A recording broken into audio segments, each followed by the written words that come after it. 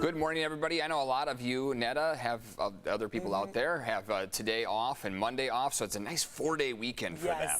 I know I said this holiday. I'm like, well, every Friday feels like a holiday, right?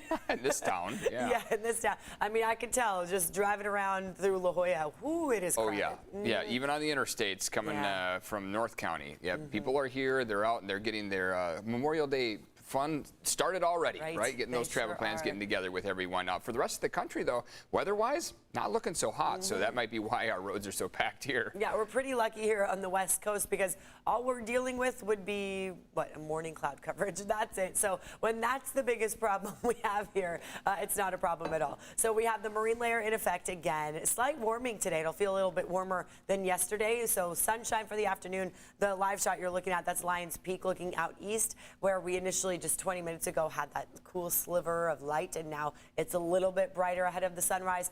So this weekend will be a little bit cooler on Saturday and Sunday. Morning mist in your forecast because of that onshore flow, but then high pressure will warm us up, especially starting on Memorial Day and well into next week. So we'll get into those details here in just a few minutes. Let's keep chatting about Memorial Day here because, as you know, it's the unofficial kickoff to summer, but lifeguards, police, they are preparing right now for big crowds at our local beaches, especially since more people are getting vaccinated, and as we mentioned, more people are on the roads. Yeah, there's no shortage, right?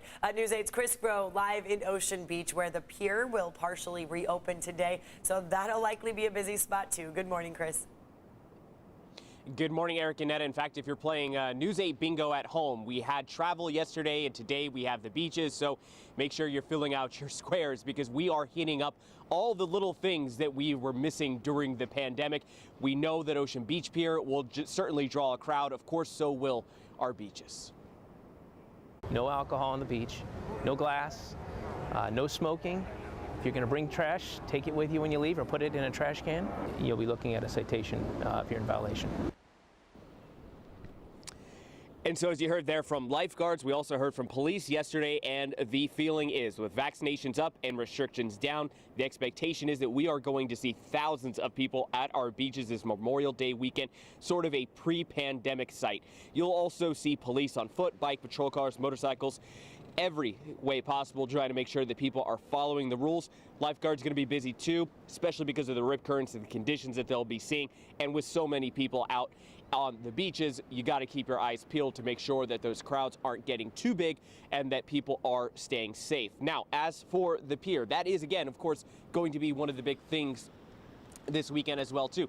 Partially reopening today after being closed since January. The city outlined that basically there are 3 options here for the pier. One of them is repair, the other rehabilitation, or the third replacement. Now, estimated costs for all 3 of these options range from $8 million to $60 million, so quite a big decision here to make. Of course, the city, though, says that when this does reopen today, they will not close it while they are trying to figure out that long-term solution. So this iconic landmark here in Ocean Beach will remain open for that time being, so we will be able to enjoy that this Memorial Day weekend, and especially as we roll into summer.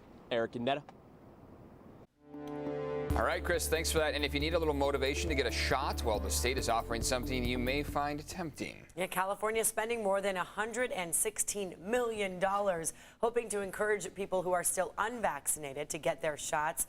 Governor Gavin Newsom unveiled the largest vaccine incentive program in the nation.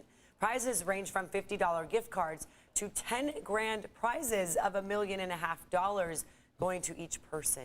Wow. But do these huge cash prizes really work? One local behavioral economist warns that offering too much may lead to unintended consequences. Why does it pay us so much money to do something that we should want to do it ourselves? You send a message. When you give incentives, you also send a message. For more details on California's Vax for the Win program, that's what it's being called, you can go to our website, cbs8.com, click on the online version of this story. And CVS Health offering a chance at cash and luxury prizes for people who get vaccinated. They will be launching a sweepstakes on June 1st with weekly drawings for customers who register to get shots through CVS. And their prizes include a trip to the Super Bowl, vacations to Bermuda or Miami, cash and gift cards. Customers ages 18 and older can enter these sweepstakes. They'll run until July 10th.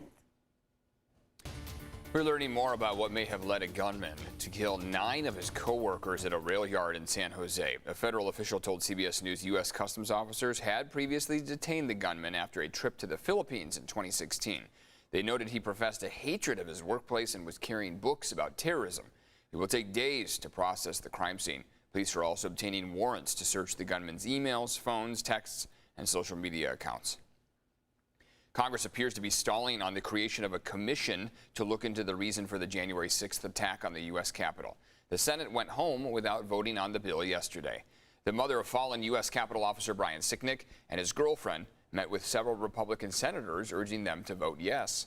At least 10 Republicans would need to vote with Democrats to overcome a procedural filibuster in the Senate. As of now, that does not appear likely. At 5:07 on this Friday, let's get your morning rush. Police are asking for help finding a suspect accused of beating an elderly man in the South Bay. So this happened 2 weeks ago in Chula Vista near East Street and Woodlawn Avenue.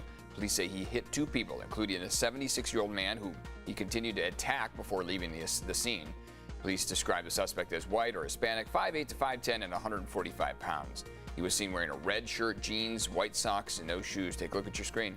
Call police if you have any helpful information. Nearly 4 weeks now after the ransomware attack, Scripps health systems starting to come back online. A spokesperson says they're incrementally bringing their systems back up. Many patients are still dealing with canceled appointments and lack of medical information. Some patients say it's been difficult to reach a doctor or even get medical care. It is still unclear if patient records were removed or accessed by those hackers who were behind this attack. Today, the county is addressing period poverty to help those who cannot afford menstrual products. Officials will launch a pilot program called Free for Me. This will place 57 product dispensers at 23 county-owned facilities. That includes libraries and community centers. According to the county, 2/3 of low-income people in the U.S. were not able to afford menstrual products this past year. Well, there is help available for those struggling to pay for rent and utilities during the pandemic. And today, one event in City Heights will help people apply for that assistance. The address right here on your screen, and the event starts at 5 p.m. It's being put on by SDG&E, the San Diego Housing Commission, and other groups. Representatives will help people apply to various programs.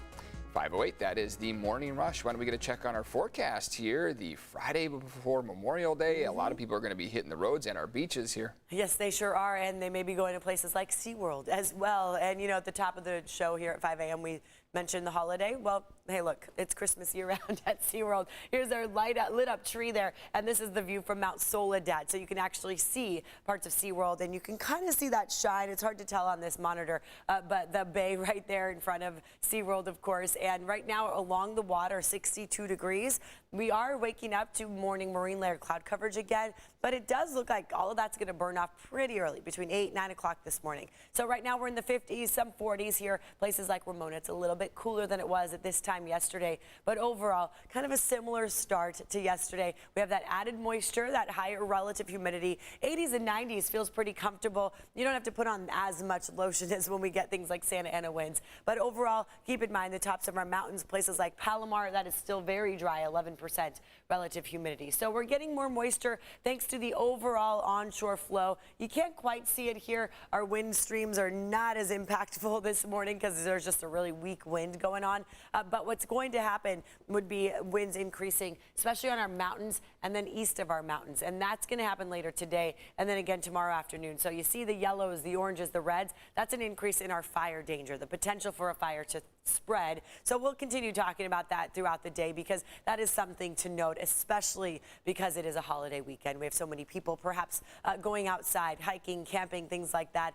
Please keep in mind, be careful with fire. 2 to 4 foot waves if you do want to go to the ocean. Rip current risks are moderate, and then our high tide right around 12:20. So you may not have as much beach space at that time, although that's a pretty good time to get out and surf if you can around the noon hour. Low tide will be at 4:45 this evening. Not a big change, though, in high to low tide today. Playground forecast, if you want to go to Miramar, this playground there, it'll be mid-70s, so that's pretty perfect playground weather. I'll send it back to you.